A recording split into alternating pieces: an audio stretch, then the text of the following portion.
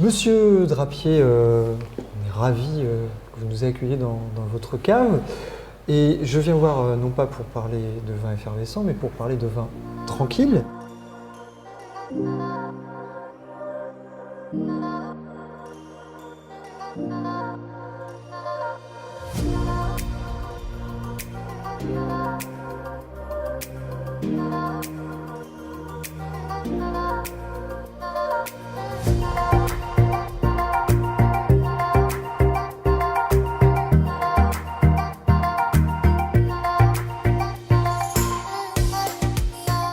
On se baladait tout à l'heure dans votre cave historique et vous me faisiez un petit aparté sur l'histoire du vignoble de Champagne. Vous me disiez que, historiquement, cette région ne produisait pas spécifiquement des vins effervescents. Vous me confirmez? Non, avant que ce soit du champagne, c'était des vins tranquilles. Des vins rouges, essentiellement, des vins blancs, probablement des vins rosés. Et l'origine de notre vignoble, c'est d'abord les Romains, bien sûr, qui plantent la vigne comme partout pour faire une boisson quotidienne, un produit alimentaire. Et c'est surtout Saint-Bernard qui, au XIIe siècle, apporte de Bourgogne le pinot noir, qui s'appelait le Morillon noir à l'époque, donc cépage rouge à jus blanc, qui exigeait une vinification en rouge, une macération de la peau avec le jus pour faire un vin rouge foncé, le sang du Christ, très beau vin pour le service, pour la messe et pour l'abbaye de Clairvaux. Et puis, la production a augmenté, on a planté des vignes, on a restauré les coteaux qui avaient été plantés par les Romains. Et ce vin est devenu effervescent par accident au XVe, XVIe siècle, on n'est pas très sûr. Et il s'est mis à pétiller. Donc le champagne, finalement, c'est récent, ça fait 3-4 siècles. Mais à l'origine, cet endroit a produit des vins tranquilles. Coteaux champenois, pour la terminaison qu'on adopte aujourd'hui, mais qui devait s'appeler à l'époque Urville rouge, du vin, finalement. Ah ben depuis toujours, bien avant de faire du champagne, ici, on a fait du vin rouge. Et mon grand-père, Georges, faisait probablement plus de vin rouge, d'Urville rouge, que de champagne. Votre grand-père, donc? Mon grand-père. Parce que, bon, c'était compliqué, il a fait la guerre 14-18, la Champagne a beaucoup souffert pendant la guerre. Entre les deux guerres, ça a été compliqué, la prohibition aux États-Unis, le marché russe qui a été perdu, la Champagne a beaucoup souffert. Et finalement, les vignerons champenois ont fait beaucoup de vins tranquilles et peut-être moins de champagne qu'on peut imaginer aujourd'hui. Donc mon grand-père était peut-être plus connu pour ses vins rouges, ses vins blancs, que pour le champagne. Ça semble incroyable aujourd'hui de ce type d'anecdote. Oui, parce que ça s'est complètement inversé. Après la guerre 39-45, on a commencé à faire la fête partout et on voulait boire du champagne sur toute la planète. Donc on a tous ces vins tranquilles qui étaient vinifiés ici se sont mis à fermenter pour devenir du champagne. Et on a un peu oublié le coteau champenois qui s'appelait, encore une fois, l'appellation coteau champenois est récente, hein, elle date des années 70. Avant, on appelait ça rouge, vin nature de la Champagne, rouge de chaque village, donc Sillery rouge, Bouzy rouge, Urville rouge, etc. Et donc, ça s'est presque un peu inversé. On faisait probablement, certainement même, bien plus de vin tranquille au XIXe siècle que de champagne. Et aujourd'hui, on fait très peu de vin tranquille, très très peu. Ça se compte même pas en pourcentage, c'est des fractions de pourcents aujourd'hui. Ah oui, ça c'est sûr qu'on se complique la vie parce qu'on est équipé pour faire du champagne. On a des bouteilles épaisses, on a des pupitres pour remuer les bouteilles, on dégorge, on habille, on met des collerettes. Voilà, le champagne, c'est une technologie particulière.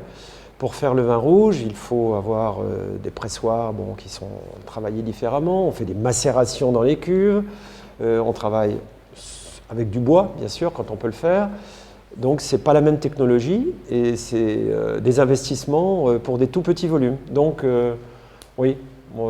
Mais en même temps, faire du vin tranquille, c'est le vrai métier de vigneron. Parce que le champagne, avant d'être un vin à bulles, c'est un vin tranquille. Donc, travailler sur le vin tranquille, c'est la base du métier. Et donc, on aime ça. Mon fils adore ça.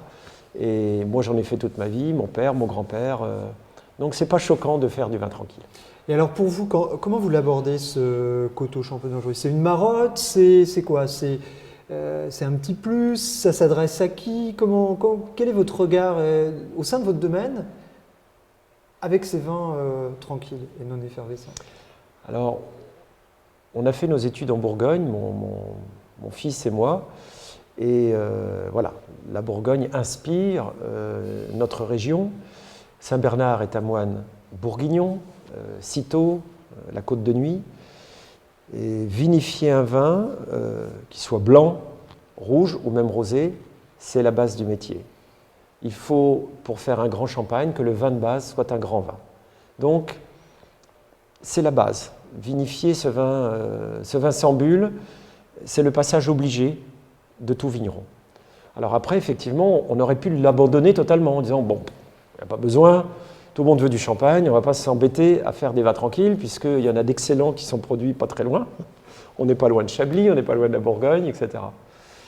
Mais on se dit, on a des terroirs très particuliers, on a aussi un phénomène nouveau, c'est le réchauffement climatique, qui permet à nos raisins de mûrir mieux. Parce que pour faire un vin tranquille de qualité, il faut quand même une concentration, un équilibre, une maturité, des extraits aromatiques et des saveurs. Le champagne, c'est plus la fraîcheur, plus l'acidité, donc on était moins à la recherche de maturité forte. Au contraire, on cherchait même à avoir des mous avec des pH assez bas, des choses assez fraîches. Pour faire un vin tranquille, il faut plus de maturité, il faut plus de rondeur. Et le réchauffement climatique nous a apporté probablement dans les 20 dernières années cette capacité à produire de meilleurs vins rouges. Autrefois, on faisait un bon vin rouge tous les 3-4 ans, on n'en faisait pas tous les ans d'ailleurs. Aujourd'hui, les années se succèdent et on est en capacité aujourd'hui de faire des vins tranquilles, probablement tous les ans. Alors on redécouvre le métier, hein. On a fait du champagne pendant 3 siècles, surtout pendant un siècle, le dernier siècle on en a fait beaucoup, et là c'est passionnant, on redécouvre nos terroirs au travers d'une vinification parcellaire, précise, à partir de ce vin de base. Ensuite, on peut le rendre effervescent. Le coteau champenois, un jour, on peut décider d'en faire du champagne, quand c'est du blanc et du rosé. Le rouge, c'est interdit pour l'instant. Mais peut-être qu'un jour, on fera un rouge effervescent, sait-on jamais. Alors, ça bouge pour 2 raisons. D'abord parce que les vins qui sont vinifiés en coteau champenois sont de plus en plus intéressants. Ils sont faits par des passionnés qui ont fait un vrai travail sur le terroir, sur la vinification, comme on le fait en Bourgogne, qui est vraiment l'exemple pour nous en Champagne, ou Bordeaux, Alsace, mais plutôt la Bourgogne, parce qu'on est des cépages plutôt bourguignons. Donc un vrai travail qui est fait par des jeunes passionnés. Le réchauffement climatique, comme je le disais tout à l'heure, qui nous permet d'avoir une matière première d'un meilleur niveau. Et puis probablement la curiosité, tout simplement, du monde entier, des sommeliers des États-Unis, du Japon. On leur a parlé de champagne, de vin à bulles pendant des générations et des générations. Et aujourd'hui, on leur dit, mais voilà, vous avez des vins tranquilles qui sont une véritable expression du terroir, qui sont peut-être plus faciles à déguster, à comprendre, parce que la bulle, ça rend les choses toujours un peu compliquées. Faire refermenter un vin, ça lui donne une autre vie. C'est toute la magie du champagne. Les grands vins de champagne sont exceptionnels parce qu'on redémarre la vinification à zéro, on remet une autre levure, parfois pas la même que la première. C'est un autre métier. Donc ça, c'est passionnant. Et donc, c'est des produits finalement vraiment différents. On fait un grand vin tranquille et on peut le transformer en champagne ou pas. Et cette notion des deux produits de nos vignes sont vraiment intéressants. Et c'est pour ça qu'Hugo a décidé aussi de faire une cuvée qui est disponible en vin tranquille et en champagne. La même bouteille, le même vin, voilà, c'est confidentiel, hein, c'est le trop m'en faut, parce qu'on n'a pas le droit de mettre Fromenteau sur l'étiquette. On a fait une contrepétrie, trop m'en faut, ça veut dire c'est tellement bon que j'en ai jamais trop. Et le vin est délicieux, il mûrit très bien, on a des degrés naturels qui sont entre 12, largement dépassés. Et donc on peut le déguster en vin tranquille ou en champagne.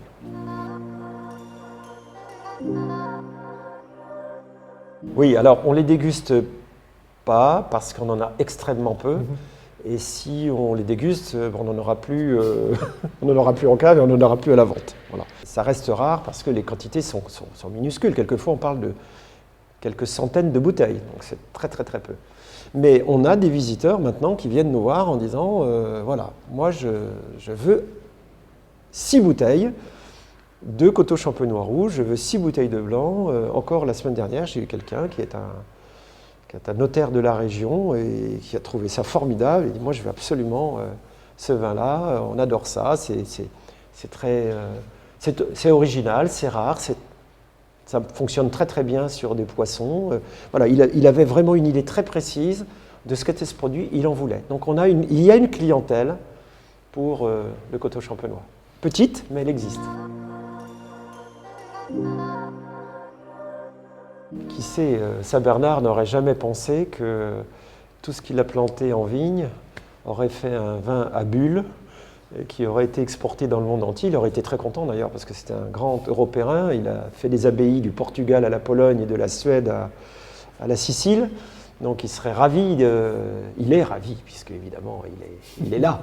Il est ravi de voir que ces vins sont transformés en vins à bulles pour partager. Même s'il n'est peut-être pas tout à fait convaincu des fêtes un peu décadentes qu'on fait avec le champagne parfois. Mais bon.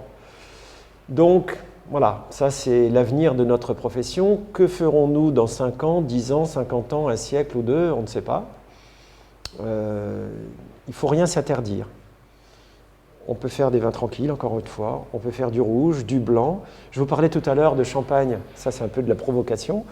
Un vin de champagne rouge, c'est interdit aujourd'hui. Peut-être qu'un jour, on pourra le faire. Parce que, pourquoi pas, un vin fruits rouges, ce côté cassis, fraise, un petit peu les tanins du rouge, mais égayé avec une filbule, pourquoi pas? Donc, ce sera à la législation, ce sera aux vignerons, ce sera aux générations futures d'inventer ce qu'on fera un jour. Pour l'instant, je pense que le Coteaux Champenois est dans une phase d'intérêt qui va s'en faire de plus en plus, mais ça va rester une petite niche, parce que le produit est quand même assez cher, le raisin coûte cher en Champagne, c'est compliqué à produire. Pour qu'il soit bon, il faut travailler, ils ne sont pas toujours réussis. Donc voilà.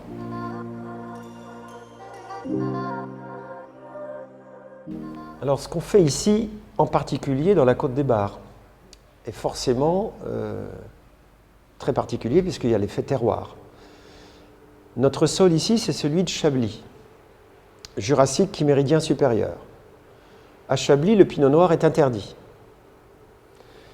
Et nous plantons du pinot noir sur le sol de Chablis avec le climat de la Champagne. Donc on assemble les cépages de la Côte de Nuit, donc le cépage du Chambertin,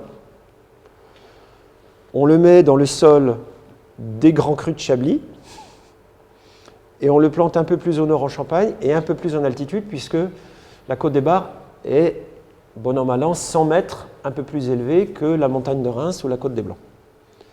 Donc cette combinaison de ces 3 éléments font un vin qui est absolument unique, qu'on ne trouvera nulle part ailleurs. Donc on ne peut pas trouver l'équivalent d'un Urville rouge, même en Bourgogne. Alors vous allez me dire en Bourgogne, dans l'Yonne, vous avez l'Irancy, mais là aussi on est sur un climat légèrement différent, c'est un petit peu plus chaud, les sélections massalo-clonales sont un petit peu différentes, les sols ne sont pas tout à fait les mêmes aussi, on est plus sur des sols plus argileux, un petit peu moins minéraux. Voilà, ben c'est le principe même du terroir et de l'appellation. Chaque village aura sa signature. Donc je pense que le Coteaux Champenois, il ressemble à rien d'autre. Et tant mieux. C'est pour ça qu'on ne peut pas faire une carte d'identité typique du Coteaux Champenois, selon qu'il va être boisé ou pas, selon qu'il y aura des vins de réserve, comme je le disais, ou pas, qui sera millésimé ou pas. C'est un vrai champ d'expérimentation, les Coteaux Champenois, finalement. C'est infini. C'est infini, on ne finit jamais, puis on goûte, on essaye, et puis quand on a terminé, on a envie d'y retourner, on a envie d'en reboire, on a envie de le tester 15 jours après, voir comment il évolue en fût, en cuve. C'est passionnant.